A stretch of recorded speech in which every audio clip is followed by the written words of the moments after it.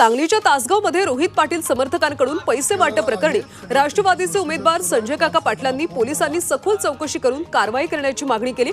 अन्यथा हजारो लोकांचा पोलीस ठाण्यासमोर आंदोलनाचा इशारा संजय काकांनी दिला। उद्धव ठाकरेंनी विधानसभेसाठी कोकणावर विशेष लक्ष दिले। विधानसभेच्या प्रचाराची सुरुवात कोकणातून केली जाणार आहे। उद्या उद्धव ठाकरे रत्नागिरीमध्ये जाहीर सभा घेणार आहेत। रत्नागिरी आणि सिंधुदुर्ग जिल्ह्यातल्या 6 मतदारसंघात शिवसेना विरुद्ध शिवसेना अशी लढाई पाहायला मिळणार आहे। विधानसभा निवडणुकीच्या प्रचारासाठी शरदचंद्र पवार हे 2 दिवसाच्या विदर्भ दौऱ्यावर असणार आहेत। महाविकास आघाडीच्या उमेदवारांसाठी ते सभा घेणार आहेत। नागपुरात 7 नोव्हेंबरपासून ते सभा घ्यायला सुरुवात करतील। माहीममधल्या अमित ठाकरेंच्या उमेदवारीवरून महायुतीमध्ये मिठाचा खडा पडल्याचं पाहायला मिळते।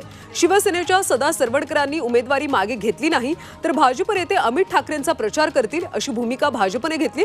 प्रसाद लाड यांनी याबाबत भाजपची भूमिका मांडली। उपमुख्यमंत्री फडणवीसांच्या शिष्टाईला यश आल्याची सूत्रांची माहिती आहे। मुंबईतल्या बोरिवलीचे बंडखोर नेते गोपाळ शेट्टी अपक्ष अर्ज मागे घेण्याची शक्यता आहे। 2 दिवसांपूर्वी गोपाळ शेट्टी यांनी फडणवीसांची भेट घेतली होती। उमेदवारी अर्ज मागे घेण्याचा आज शेवटचा दिवस आहे। गैरसमज बाजूला ठेवून महायुतीचा उमेदवार कसा जिंकेल यासाठी प्रयत्न करणार असं वक्तव्य मंत्री रवींद्र चव्हाण यांनी केलं। भाजपचे जिल्हाध्यक्ष रामचंदानी यांच्या वक्तव्यावर त्यांनी प्रतिक्रिया दिली। तर निवडणुकीतल्या बंडखोरांची नाराजी दूर करण्यासाठी वरिष्ठांकडून प्रयत्न सुरू असल्याचं ते म्हणाले। महायुतीच्या मेळाव्यापूर्वी भाजपा जिल्हाध्यक्ष प्रदीप रामचंदानी यांच्यावर शिवसैनिकांचा रोष पाहायला मिळतोय। रामचंदानी दिसताच शिवसेनेच्या कार्यकर्त्यांनी घोषणा देण्याचा प्रयत्न केला। ज्याला गद्दार म्हटलं जातं तो मुख्यमंत्री होतो असं वक्तव्य रामचंदानी यांनी केलं होतं। त्यामुळे शिवसैनिक नाराज झाले। उपमुख्यमंत्री अजित पवार बारामती दौऱ्यावर असून ते गाव भेटी घेतात। लोकसभेत सुप्रिया सुळेंना मतदान करून शरद पवारांना खुश केलं। आता विधानसभा निवडणूक असल्यानं मला जिंकून खुश करा असा पुनरुच्चार करत अजित पवार यांनी मिश्किल टिप्पणी केली। तर महिलांना बारामतीकरांनो, तुम्ही जेवढ्या मताधिक्याने मला निवडून द्याल तेवढ्या पटीने निधी देण्याचं काम मी बारामतीसाठी करेन असं वक्तव्य अजित पवार यांनी केलं। तर गाव पुढाऱ्यांवर नाराजी असेल तर त्याचा राग माझ्यावर काढू नका असं अजित पवार म्हणाले। माढा विधानसभा मतदारसंघात महायुतीला धक्का बसण्याची शक्यता आहे। शिवसेना पक्षाचे जिल्हा संपर्क प्रमुख शिवाजीराव सावंत अजित पवार पक्षाच्या खेळीनं नाराज झाले। लोकसभेप्रमाणे विधानसभेत सुद्धा सावंत गट पुन्हा किंग मेकर भूमिकेत असणार।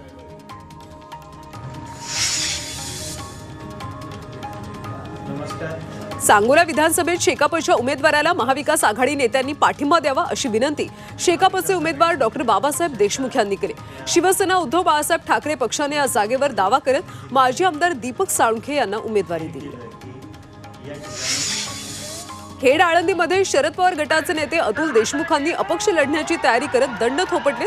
महाविकास आघाडीचे उमेदवार बाबाजी काळेंच्या विरोधात महायुतीचे उमेदवार दिलीप मोहिते असा सामना होणार आहे। मात्र अतुल देशमुखांनी अपक्ष लढण्याची तयारी केल्यानं तिरंगी लढतीचे संकेत मिळतात।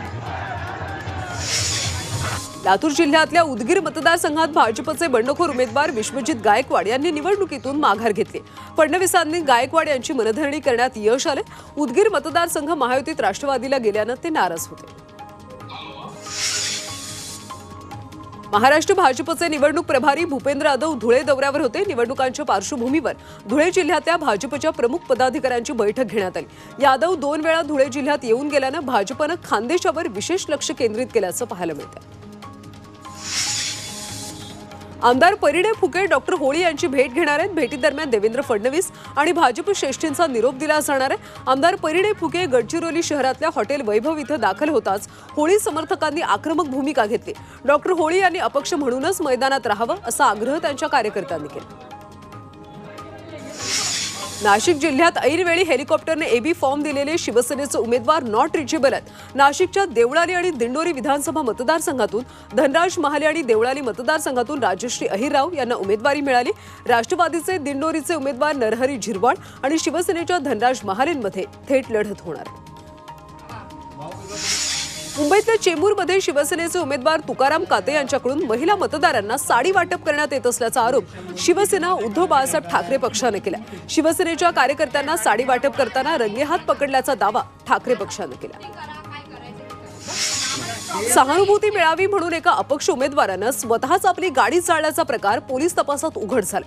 अपक्ष उमेदवार परसराम कदम यांनी स्वतःची गाडी 2 नोव्हेंबर रोजी नांदेडच्या मुखेड ते बारहाडी रोडवर डिझेल टाकून जाळून टाकली होती। जरांगे पाटील यांची सहानुभूती मिळवण्यासाठी त्यांनी हे कृत्य केल्याचं समोर आलं। रत्नागिरीतल्या लांजा मतदारसंघात 2 विरोधक एकाच मंचावर पाहायला मिळाले। दिवाळीनिमित्त आयोजित कार्यक्रमात राजन साळवी आणि किरण सामंत यांनी हजेरी लावली। दोघेही एकाच मंचावर उपस्थित होते। साळवी आणि सामंत यांच्यामध्ये राजापूर मतदारसंघात लढत पाहायला मिळणार।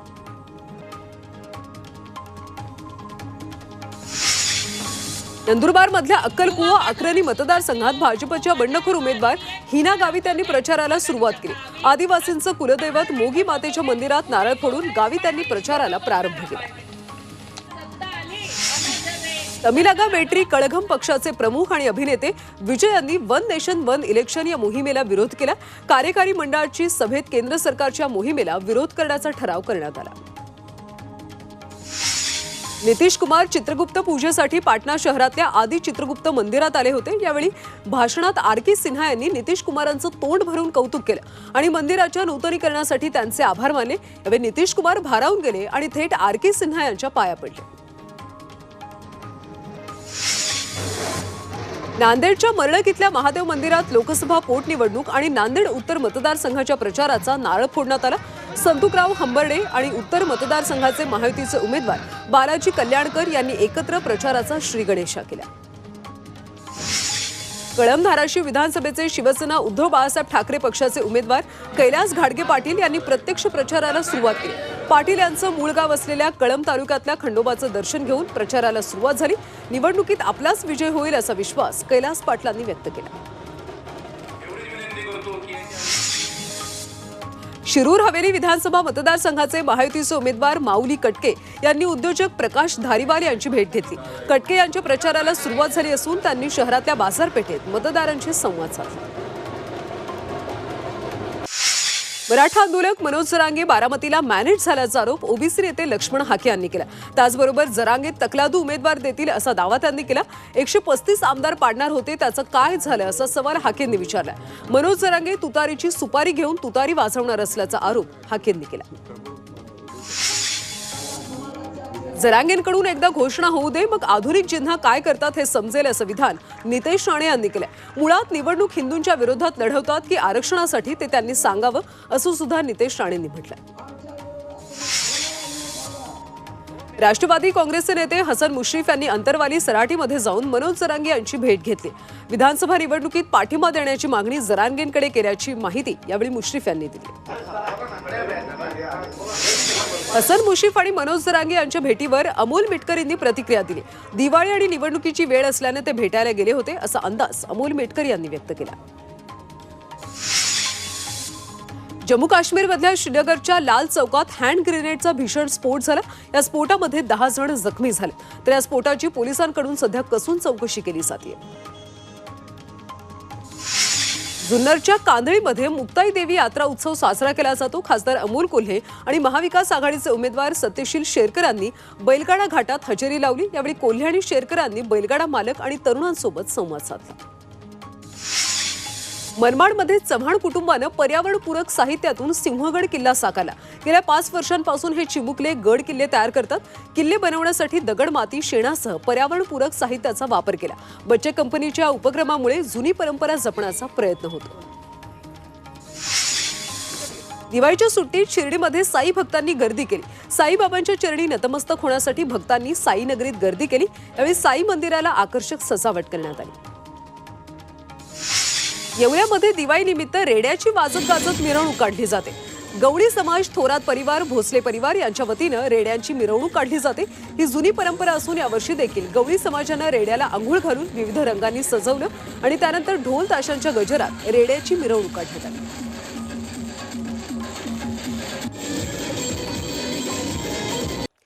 तामिळनाडूमधल्या थुथुकुडीमध्ये पहाटेपासून मुसळधार पावसानं हजेरी लावली। पावसामुळे वातावरणात गारवा जाणवू लागला, मात्र अचानक आलेल्या पावसामुळे नागरिकांची तारांबळ उडाली।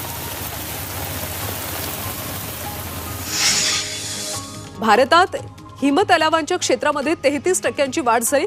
केंद्रीय जल आयोगाच्या अहवालातून तब्बल 67 तलावांचं क्षेत्र 40% वाढले, त्यामुळे देशातल्या विविध ठिकाणी पुराचा धोका वाढला। वाशिम जिल्ह्यातल्या असोला गावात ओम इंगोले या युवा शेतकऱ्यानं हनुमान फळाची बाग फुलवली। हनुमान फळ हे सीताफळ आणि रामफळ याच प्रजातीचं असून आकारानं मोठं आणि चवीला अत्यंत गोड आहे। गेल्या 5 वर्षांपासून या फळाची ते यशस्वी शेती करतात। वाशिम जिल्ह्यामध्ये हळद पिकावर रोगाचा प्रादुर्भाव वाढत चाललाय, त्यामुळे हळद उत्पादक चिंतेत आहेत। हळदीवर करपा आणि कंदसड रोगाचा प्रादुर्भाव झालाय। मोठ्या प्रमाणात खर्च करून वाढवलेल्या पिकावर रोगाचा प्रादुर्भाव झालाय, त्यामुळे शेतकऱ्यांच्या उत्पन्नात घट होण्याची शक्यता आहे। शेत शिवार आणि जंगलांमध्ये शेरनी ही रानभाजी उपलब्ध असल्याचं पाहायला मिळते। अनेक शेतकऱ्यांना त्यातून आर्थिक फायदा होतो। शेरनी ही वेलवर्गीय वनस्पती शेतात लागवड न करता उगवते। सध्या त्याला फळं लागली असून गर्द हिरवी पिवळी छोट्या खरबुजासारखी फळं बाजारात विक्रीला येतात। पंढरपुरात मुसळधार आणि सतत झालेल्या पावसामुळे केळी पिकांवर विविध रोगांचा प्रादुर्भाव झाला। बुरशी, काळे ठिपके अशा रोगांनी केळीचं उत्पादन घटण्याची शक्यता आहे। उशिरापर्यंत लांबलेला पाऊस, ढगाळ वातावरण यामुळे केळी बागेमध्ये रोगांचा प्रादुर्भाव वाढला। दिवाळीमध्ये राज्यात सोयाबीन आवक वाढली, मात्र बाजारात शेतकऱ्यांची निराशा होती। सोयाबीनला हमी भावापेक्षा 500 ते 700 रुपयांनी कमी भाव मिळतो, तर दुसरीकडे हमी भाव खरेदी केंद्रांवर अजूनही खरेदीने वेग घेतला नाहीये। बारदाण्याचा तुटवडा आणि रखडत चाललेली प्रक्रिया यामुळे अपेक्षेप्रमाणे सोयाबीनची खरेदी होत नाहीये। कापसाच्या आयातीवर तात्काळ बंदी घाला अशी मागणी नाना पटोले यांनी पंतप्रधान नरेंद्र मोदी यांच्याकडे पत्रातून केली।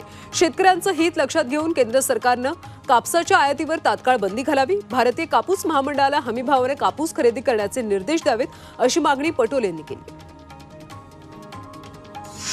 गेले काही दिवस पडलेल्या सततच्या पावसामुळे शेतमालाचं मोठ्या प्रमाणात नुकसान झालं। बाजार समितीत तरकारी भाजीपाल्याची आवक घटली, त्यामुळे सध्या सर्वच पालेभाज्यांचा बाजारभाव तेजीत पाहायला मिळतो। उमेदवाराचं नाव नाही, आपली आघाडी असं जनरल बोलायचं। वाशी सेक्टर 14 मधल्या उद्यानामध्ये खेळताना उघड्या असलेल्या पाण्याच्या टाकीमध्ये पडून 6 वर्षीय मुलाचा मृत्यू झाला। या प्रकरणी उद्यान निरीक्षक, ठेकेदार, सुरक्षा रक्षक यांच्यासह उद्यान विभागाचे अधिकारी कर्मचारी यांच्या विरोधात निष्काळजीपणाचा गुन्हा दाखल करण्यात आला।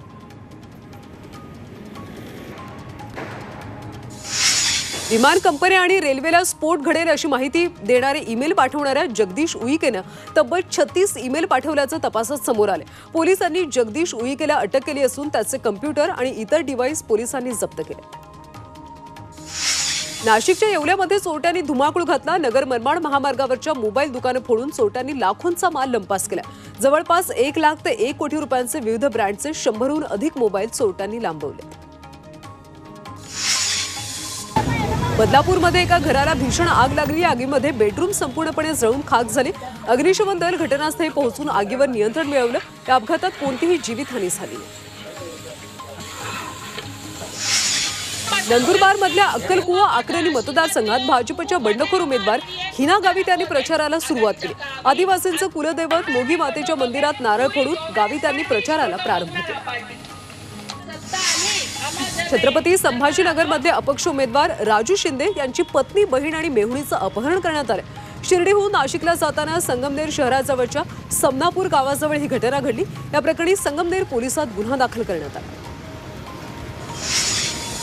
नवाब मलिकांचे जावई समीर खान यांचं निधन झाले। समीर खान यांचा मुंबईत अपघात झाला होता। उपचारादरम्यान समीर खान यांचं निधन झाल्याची माहिती नवाब मलिक यांनी ट्विट करत दिली।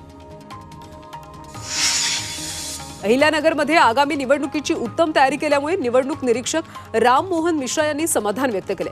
निवडणूक तयारीचा आढावा घेण्यासाठी मिश्रा अहिल्यानगरमध्ये आले होते। यावेळी त्यांनी मतदारांची जनजागृती करत मार्गदर्शन केले। मुंबईतल्या माहीम विधानसभेचे उमेदवार अमित ठाकरे यांच्या प्रचाराला उद्यापासून सुरुवात होणार आहे। सायंकाळी 4 ते रात्री 10 वाजेपर्यंत एकनाथ बुवा हातीसकर मार्ग इथं प्रचाराची सुरुवात होईल। अकोल्यातल्या महानगरमध्ये सकल श्वेतांबर जैन समाजाकडून रथयात्रा काढण्यात आली।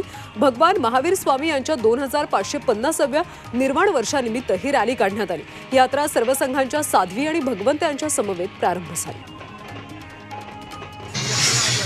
रायगडमधल्या खालापुरात दीपोत्सव साजरा करण्यात आला। शिवभक्तांनी शाहिरी गीतं सादर करत शेकडो दिवे आणि मशाली प्रज्वलित केल्या, तर गोंधळ नृत्य सादर करण्यात आलं। दरम्यान राज्याच्या अनेक भागातून नागरिकांनी हजेरी लावली।